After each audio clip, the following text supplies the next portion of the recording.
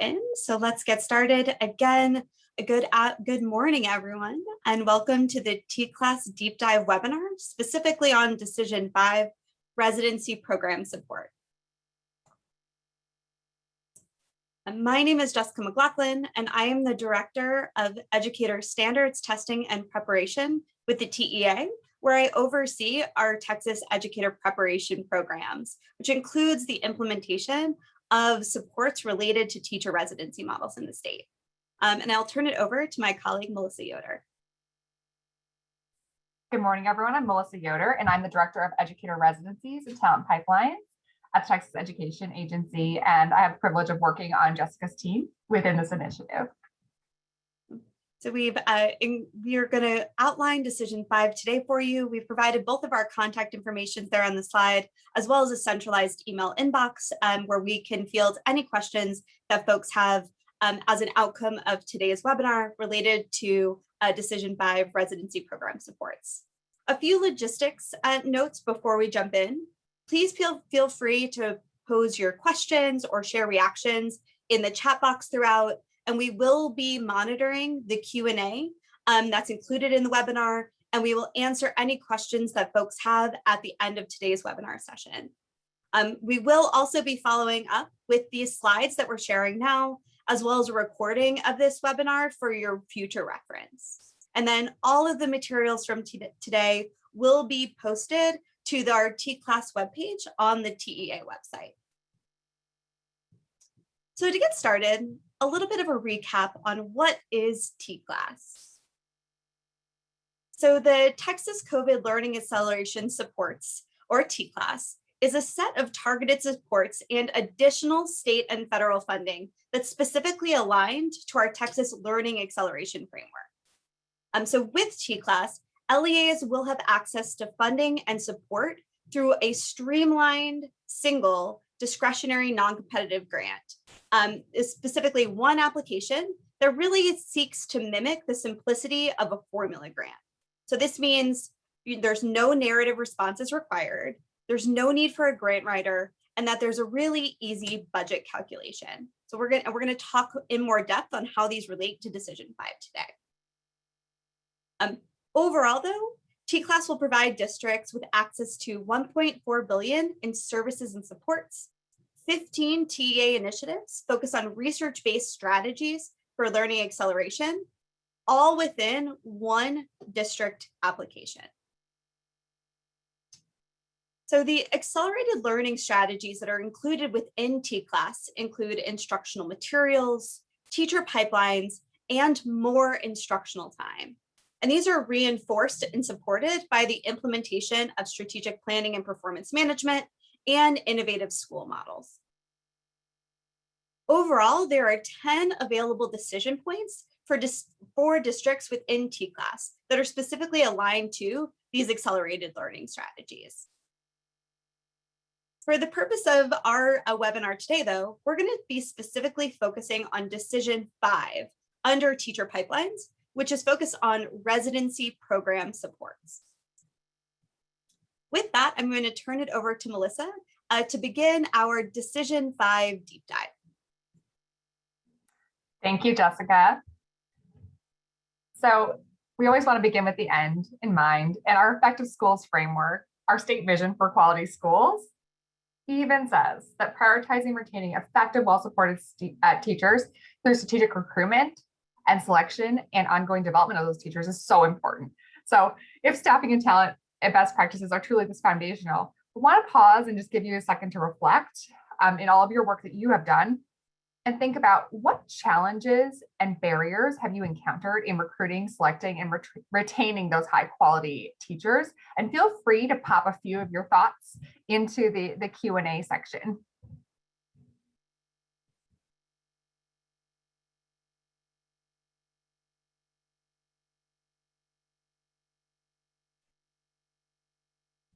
All right, well, there are numerous challenges and many of them are context-based, context-specific. And related to those challenges, we do recognize that we have a very clear retention need in the state of Texas. Up here on the screen, we have a few stats. The blue box on the left indicates that 66.2% of teachers in general education are retained after 5 years in Texas. We also, for point of comparison, drew up the retention rate of our special education teachers at a mere 37.7%.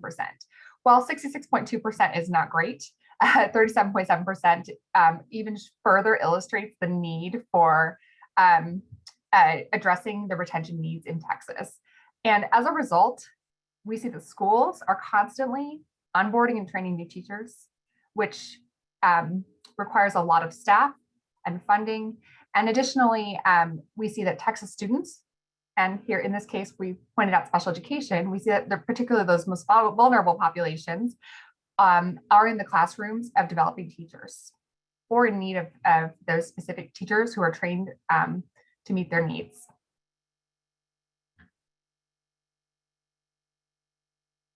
So with that, we recognize that teacher quality impacts student outcomes more than any other aspect of schooling. Time and time again, researchers have looked at different factors, and every time it comes back to teacher quality. And this just reinforces the need for strong teacher preparation in service of that overall learning acceleration strategy. Especially particularly we think about in the wake of COVID and the goal of ensuring that students make over a year of gains in just 1 year. Having a teacher who is day one ready from the start is absolutely critical.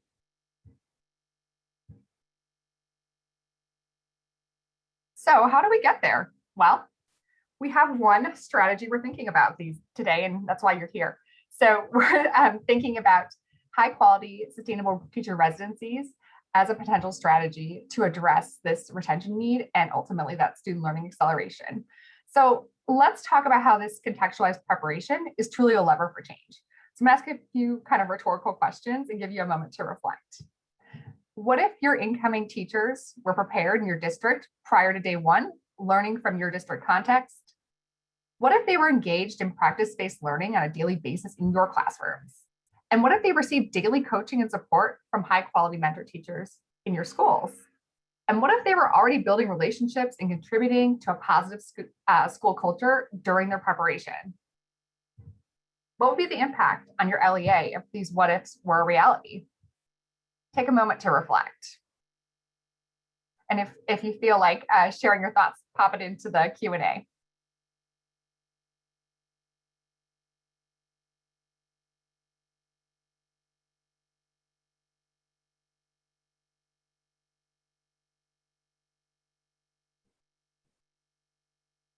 Great. So before we take a step any further, let's go back and define what are those high quality teacher residency models? What do these entail? So I'll give you a second just to read this definition, and then I'll highlight a few key points.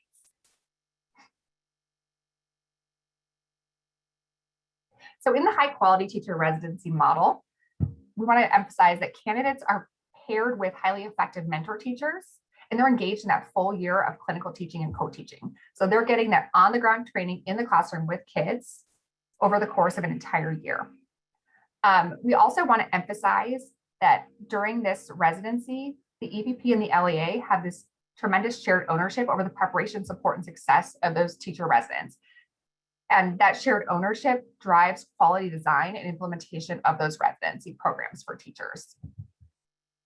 Also, I want to signal quickly that in some cases, these residency models can pay teachers stipends during that residency time, which further supports, and we'll get to that in a few seconds, further supports that teacher to be able to engage in this career path.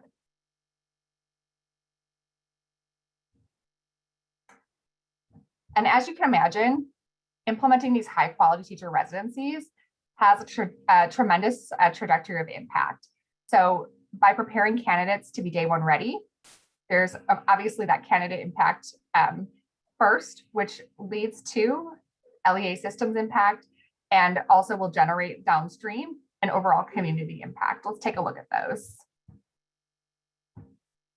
So starting with our direct teacher candidate impact, residencies provide the opportunity for quality preparation in the 3 keys to teacher quality: pedagogical content knowledge, a focus on skill building and meaningful pre-service practice. In the residency experience, candidates have the opportunity to engage in quality EPP coursework that provides them the opportunity to really engage deeply in developing and applying that content pedagogy knowledge and developing skills. Also, related to best practices in instruction, and in that skill building process, they have the opportunity to receive frequent formative feedback as measured through what we refer to as performance gates, which would be their assessment. Finally, in the residency model, that emphasis on that meaningful pre-service practice, which is what they're getting through that year-long clinical and/or co-teaching experience, where they really get to work with kids day in and day out to practice in real-time settings, and then receive that real-time feedback from their mentor teacher and from their EPP support field advisor, supervisor. Moving on to, now that we have those quality teachers who've been well prepared, moving into the system's impact, we have these quality teachers flooding our districts. So now we have the opportunity to create strong, stable schools and reduce the financial impact on schools in both teaching and learning and human resources. With quality, well-prepared teachers, we no longer have the need for this on-the-job training for underprepared novice teachers, which many of us face as administrators, right?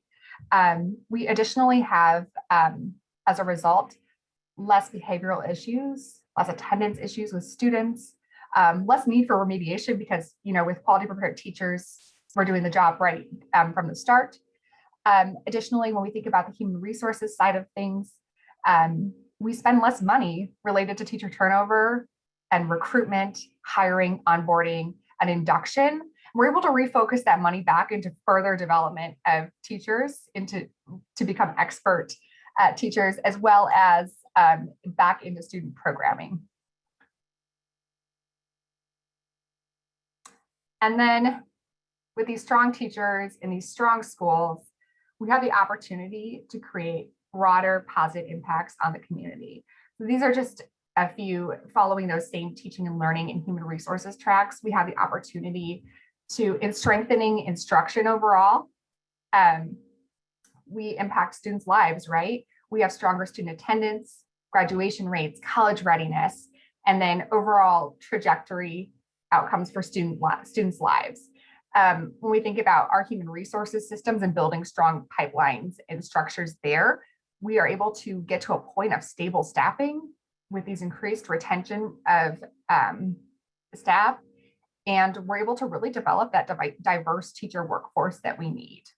And again, funds that we were previously spending in that cycle of recruiting teachers and managing turnover, we're able to put that back into student learning.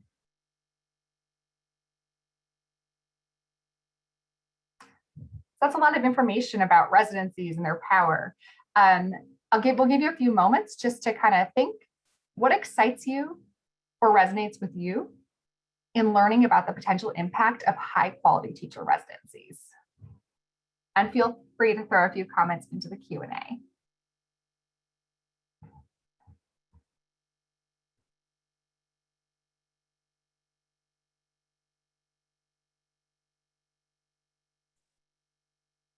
I do see one comment in the chat from earlier. Please define EPP. We apologize. We went straight to acronym. Educator Preparation Programs. Thank you for asking. Thanks, Melissa.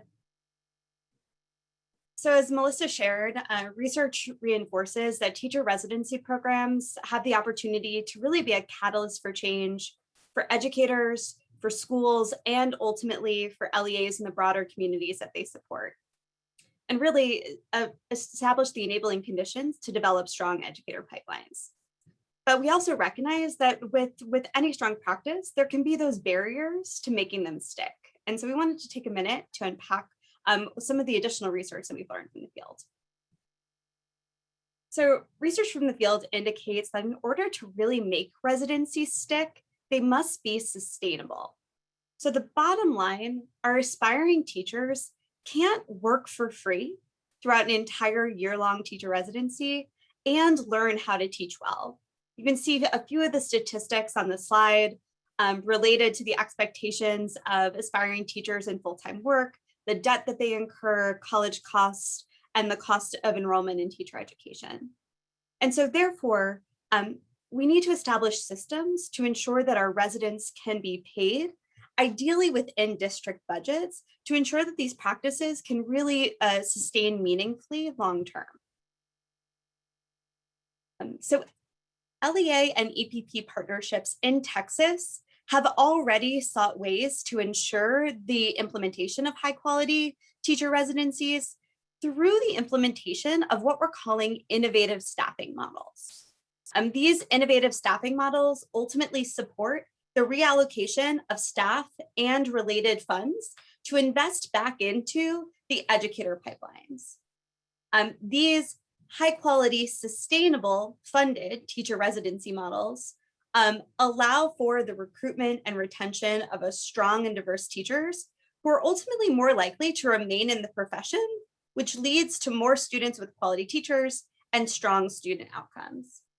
Ultimately, innovative staffing models allow for LEAs to fund, so essentially pay teacher residents as LEA employees, focusing on developing district-specific competencies and practices. These innovative staffing models also allow for the sustainable implementation of these high-quality teacher residency models long-term, and also have the potential to build the foundation for a meaningful educator pipeline, not just for our educators entering the profession, but throughout a teacher's trajectory as well. So again, first we wanted to pause and define. So what do we mean when we say innovative staffing models? Transparently, there are a variety of innovative staffing models that LEAs across the state and across the country have implemented effectively.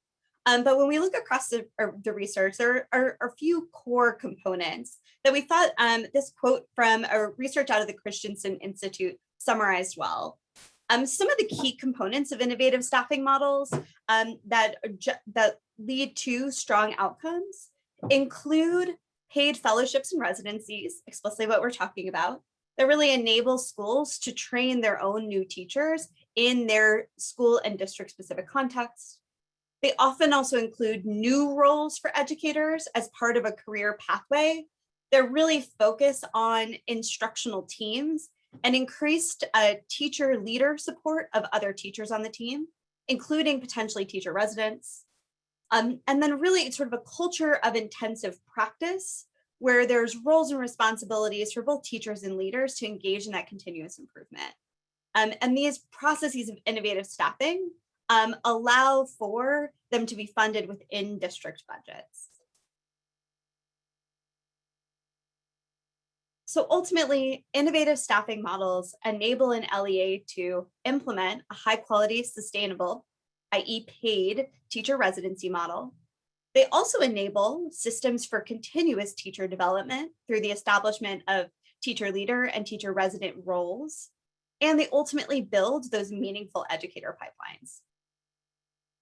So when we think about the potential district benefits from the implementation of high quality, sustainable teacher residencies, we think about some of the short-term benefits, addressing teacher vacancies as they arrive, providing that targeted support for unfinished learning.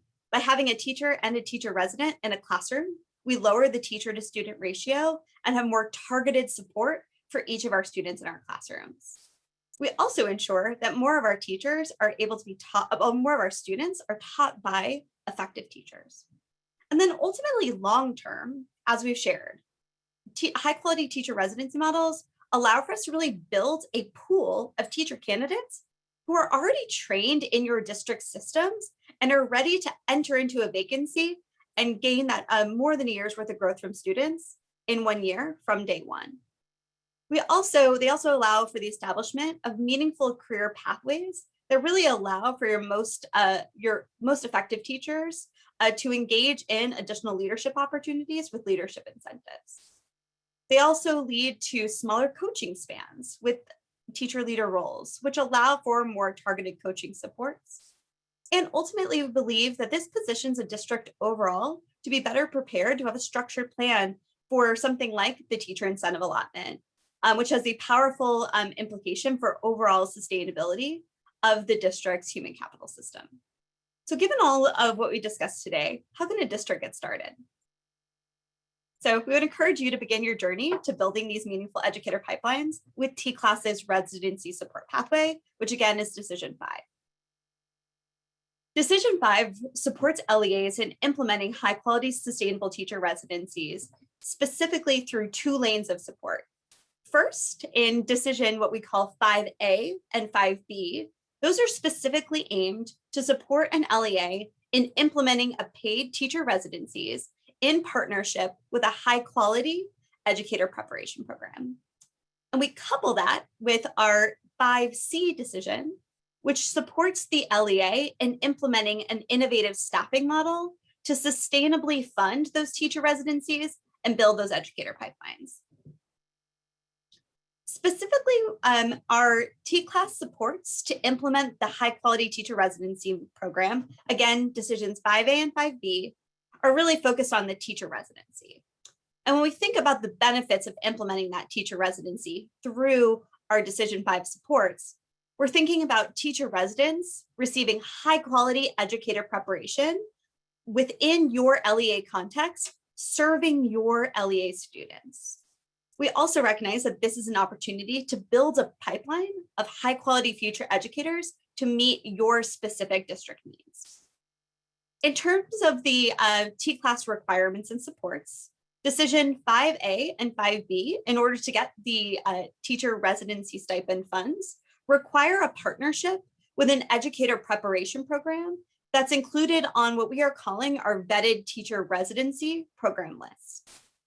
Supports associated with Decision 5A and 5B include living wage stipends for teacher residents, so a $20,000 stipend per year per teacher resident with a maximum of up to 20 residents, and an additional $5,000 in funding per teacher resident to support the implementation of the residency model and the innovative staffing design and implementation. As I shared, part of the requirement for an LEA to access Decision 5A and 5B supports is that the LEA is partnered with an educator preparation program that's included within the vetted teacher residency program list. And this list is linked within the TClass guidance document. There's specifically the preparation programs that are included on the list on the screen for your reference. But these are educator preparation programs that have demonstrated that they execute high quality teacher residency practices.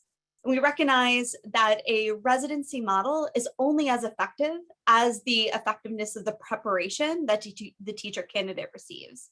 And so these programs have been explicitly vetted because they do deliver a high quality full year teacher residency model. And again, LEAs are required to establish a partnership with one or more of these EPPs to receive that 5A and 5B teacher resident stipends and additional funding support. And again, at the end of the day, we would just stamp that EPP, preparation program, LEA partnership is really central to the effective implementation of these educator pipeline strategies. In addition, there are also within Decision 5 are supports to design and implement an innovative staffing model for teacher residency sustainability. Specifically, this is Decision 5C. The benefits we would identify of Decision 5C are that innovative staffing models allow for the district to fund teacher resident salaries within district budgets, and they have the potential to really expand educator pipelines through teacher leader and teacher resident roles. In terms of the requirements and supports associated with Decision 5C, if an LEA is pursuing teacher resident stipends and that additional funding, so Decision 5A and 5B, they must also pursue Decision 5C. And really the intent behind that is if an LEA is receiving stipends for teacher resident salaries for up to 3 years, we also want to support LEAs in ensuring that those practices can become sustainable long-term, even after the federal funding ends. We would name a caveat though. We recognize that there are already LEAs across the state that are engaged in this type of work and are partnering with 2 technical assistance providers, US Prep or Public Impact, to implement an innovative staffing model. Those LEAs that are already engaged in that work can pursue Decision 5A and 5B stipends without pursuing 5B. And we'll address that additionally in further FAQ documents. Ultimately, the supports that come with the design and implementation of that innovative staffing model include a facilitated needs assessment to determine what innovative staffing model approach may be best for the LEA, and a facilitated match with a high quality innovative staffing model vendor to really support an LEA in the design and implementation of their staffing model. To that end, as a component of Decision 5 supports, an LEA would receive in-kind technical assistance support to design and implement their innovative staffing model, and they would be matched with an approved vendor.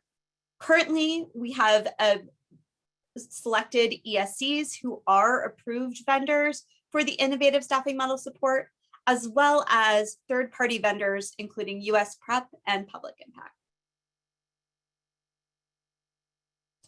The timeline to implement the teacher residency support, the teacher residency stipends are available to LEAs for 3 academic years, beginning as early as this fall. So LEAs could begin having cohorts of teacher residents within their campuses with funding as early as this August and September. In addition, beginning in year 2 of this 3-year support, the LEA would also receive support to design and implement their innovative staffing model so that by the end of the 3 years of grant funding, the LEA has a pathway to continue their educator pipeline, continue their educator preparation, their educator residency model after the end of the grant funding. In more detail, in years 1 through 3, again, the LEA will receive 3 years of teacher resident stipend funding. Again, that would allow for 3 cohorts of teacher residents to cycle through the LEA. In year 2 and 3, the eligible districts will also receive in-kind technical assistance to design in year 2 and implement in year 3 an innovative staffing model that would allow for resident funding to sustain over time. And then in year 4 and beyond, after the end of the grant, the district will ideally have established a pathway for sustainable funding of residencies through innovative staffing models, and the district would have established a strong foundation for educator pipelines. In order to access Decision 5 funding and supports, there are a number of assurances or requirements as a component of the grant. Specifically, these assurances are around these 4 major categories. So LEA EPP partnerships, we recognize, as we shared, the importance of the EPP LEA partnership in the execution of effective teacher residency model. And so we ask that the LEA assure that they have an established partnership with an EPP on the vetted teacher residency list, and that they're engaging in meaningful partnership activities. We also recognize that the structure of and the implementation of the teacher residency model matters. And so we ask that the LEA assures that you're recruiting, training, and supporting teacher residents during this full year of clinical teaching, and that you match your residents with your LEA specific vision for what a strong mentor teacher entails. We also recognize it's important that this work becomes sustainable long-term. And so with the implementation of the innovative staffing design and implementation, we would ask that the LEA designate a team to participate in the innovative staffing model training and support, and ultimately work towards the design and implementation of the model. And then lastly, ensuring that the funding is used in a meaningful and sustainable way. We ask that the LEA assures that you will provide those teacher residents with the $20,000 stipend and use additional grant funding to support the residency and staffing model implementation. Specifically, the award calculator for decision five is broken up into the three subcomponents. So decision 5A is focused on teacher resident stipends. Again, an LEA is qualifies for up to 20 residents per year for each year of the grant. So up to 20 residents a year, 60 residents total across 3 years. And each resident will receive a stipend of $20,000 a year. And we would make a note that in the awarding of grants funding for Decision 5A, we would be taking into consideration the percentage of economically disadvantaged student population and the annual teacher attrition rate. For Decision 5B, again, this is that additional $5,000 per teacher resident per year to support the implementation of the residency model and innovative staffing model. This will be automatically calculated based upon the number of teacher residents that you indicate in Decision 5A. And then for Decision 5C, again, that innovative staffing design and implementation support. Again, we would name that if an LEA would like to receive those teacher resident stipends, they would be required to also participate in 5C support. The innovative staffing model support are in-kind services. So the TEA would match the LEA with LEA input with the approved vendor, but would not be specifically allocating grant funding on their own. We would, though, ask in order to effectively calculate this award that the LEA would name the anticipated number of placement schools for those teacher residents. And we would anticipate on average for this to be about a $50,000 a year for each year of support per campus award. But again, that would be an in-kind support. So with that, I would now, I see a good number of questions coming into the Q&A. And so we're now going to transition over to questions. I saw a few questions come in early on that I'd like to circle back to before I know that there's a number of questions that came in specifically around the grant. I had a question from Lori Fuller. Who defines the highly effective mentor, TEA or the LEA? That's a great question. As you can read more in the guidance document, TEA just asks that the district and their EPP partner develop their own vision for what a highly effective mentor teacher includes. We would recommend, though, that a consideration of a mentor teacher's impact on student outcomes be part of that consideration. But ultimately, that's an LEA and EPP decision.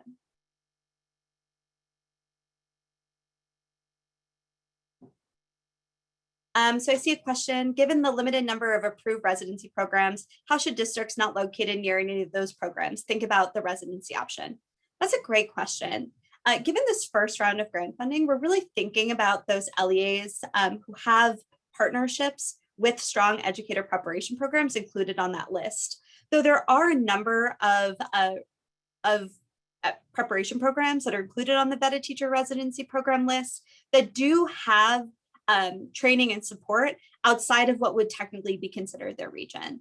So if you have additional questions there, we can certainly follow up with additional guidance in our FAQ document and can provide additional support to LEAs one-on-one.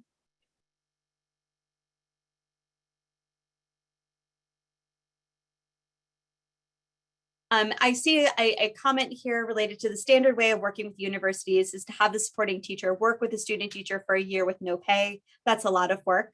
So glad that you raised that. Part of our consideration of the innovative staffing model work is not only to think about how we provide stipends or wages for teacher residents, but also thinking about how we recognize and provide stipends and resources for those high quality mentor teachers who are supporting those teacher residents throughout the year. So not only thinking about ways to fund the teacher residency role, but also fund those mentor roles would be part of that conversation and part of the LEA's work in partnership with their EPP as they establish that innovative staffing models. I see a question here, do the teacher residents come from the EPP programs? The teacher residents would come from the EPP programs. But the EPP and LEA could work in partnership to determine the profile of the teacher candidates that would be a best fit for the LEA, considering the fact that we would ideally like to see those teacher residents hired on within the LEA long term. So again, thinking about those LEAs that have an established partnership with an EPP so they can work in concert to determine the most appropriate teacher residents. I see a question around what ESCs are approved. We're currently working in concert with ESC 4, ESC 10, and ESC 13 to begin the process of designing a Texas Innovative Staffing Model support, but do plan to expand and approve additional ESCs in the future. So I would encourage folks to not let that be a constraint in pursuing this as a strategy. I see a question. If we already have an established residency program with one of the organizations on the vetted teacher residency list, could we use 5B funding to expand our partnership? If so, would we still be required to apply for 5C funding, even if we're not working with one of the support vendors currently? It's a great question. So currently, we recognize that a number of LEAs across the state already have strong partnerships with our programs that are included on the vetted teacher residency list. We would encourage those programs to really pursue all of the strategies under Decision 5 to really not only think about how to expand their teacher residency model within the LEA, but to also think about how to make that sustainably funded long term. So if an LEA is not already partnering on innovative staffing model with an approved vendor, we would require that as a component of the process just to ensure that the partnership is sustainable long term. I see a question, does year one need to be this fall since this seems relatively quick to recruit candidates? That is a great question. Ultimately, an LEA may determine that they're only going to pursue resident stipends in year 2 and 3 of the grant. That is allowable. We just wanted to ensure that for those EPPs and LEAs that already had an established partnership, that they could hit the ground running, recognizing the urgency around addressing COVID-19 and really addressing learning acceleration. We wanted to have these opportunities as early as this fall. But if an LEA was interested in pursuing these teacher stipends beginning in what would technically be year 2 of the grant, they would have the flexibility to do that as well. I see a question, does this conflict with the mentor allotment grant? And the answer there is no. We would actually say that these would mutually reinforce each other, that opportunity for strong mentor support ultimately can be used to leverage not only our novice teachers in our classrooms, but potentially also our pre-service teachers as well. I see a question here. Large districts could benefit from many more than 20 residents. Can this number be increased for large districts and in locations with multiple vetted teacher residency programs? That's a great question. In terms of consideration around a cap on teacher residents, really the consideration here was just ensuring that we had equitable access across LEAs across the state, and really modeled this structure off of the current structure, the previous structure that was used with our Grow Your Own Pathway 3 grants, but certainly something that we'll take into consideration and we'll follow up in an additional FAQ. Questions, will there be updates to the vetted teacher residency list with additional EPPs? Answer is yes, we do anticipate adding additional educator preparation programs as they meet the requirements in years to come. And I'm looking at the time here and scanning through. I will address any additional questions as a follow-up in our FAQ document, but did want to see if there's any other questions to prioritize. So as a note around requirements for resident candidates and where do the students come from, those candidates would be candidates that are currently in one of the vetted teacher residency approved educator preparation programs.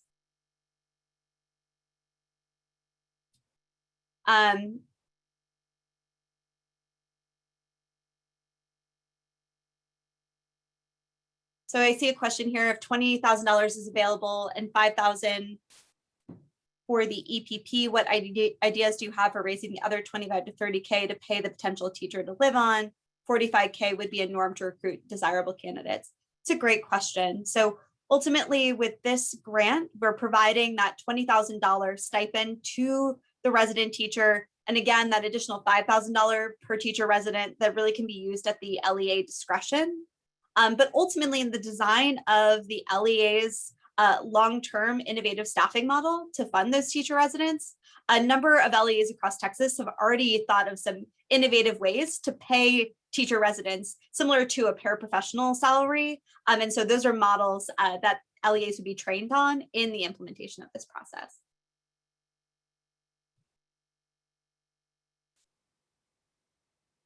I see a question here. Can this residency program include a promissory agreement in which the teacher is hired by the district and retained in the district for at least 3 years? We currently have an assurance in the grant that asks that the LEA, to the greatest degree possible, hire those teacher residents that go through their pathway. But that's certainly a local expectation that an LEA and EPP partnership could establish.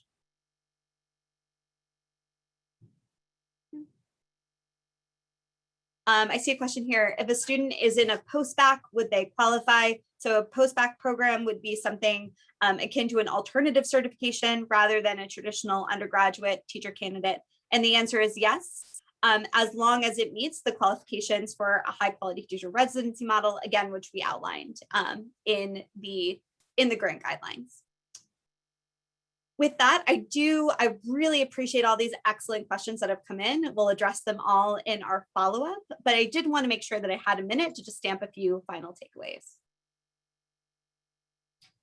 To highlight the timeline for the TClass application, the application opens in just a few days on July 19th. And that first step is for the LEA to submit a Qualtrics survey. Once that Qualtrics survey closes on August 20th, TEA will review those applications and preliminary award amount notifications will go out on September 10th. From there, the LEA would finalize their application in eGrants and engage in the grant negotiation process with a NOGA tentative date of December 1st, with pre-award costs going back to March of 2021. There are a number of resources and tools to support LEAs as they're engaging in learning about and executing a TClass application. We have a really robust guidance document that walks LEAs through the supports available through TClass. We have a budget calculator that allows LEAs to actually calculate their potential award, both in terms of grant funding and in-kind supports. And then again, the application will launch on July 19th. Specifically for Decision 5, in the guidance document itself, an overview of Decision 5, including the goals of the grant, the specific components, and the funding calculator is included on pages 26 and 27. Guiding questions to support LEAs in thinking through if Decision 5 is the right decision for them are included on pages 47 and 48. And then specifically those grant assurances that I mentioned are included on pages 57 and 58. There are also additional TClass support opportunities coming down the line. Again, we encourage you to review the guidance documents, attend additional decision-specific webinars, and then engage in office hours, which begin the week of July 26th. And we have the decision-specific webinars are listed on the TClass website and are also here for your reference. So again, as a follow-up, we will post the PowerPoint presentation, the recording, as well as a full FAQ as an outcome of this webinar today. If you have any general TClass related questions, please share them with tclass@tea.texas.gov. And any Decision 5 questions can be shared with TEA teacher residency at tea.texas.gov or share them directly with Melissa or myself. Again, really appreciate your active engagement today and look forward to continued collaboration. Thank you all so much.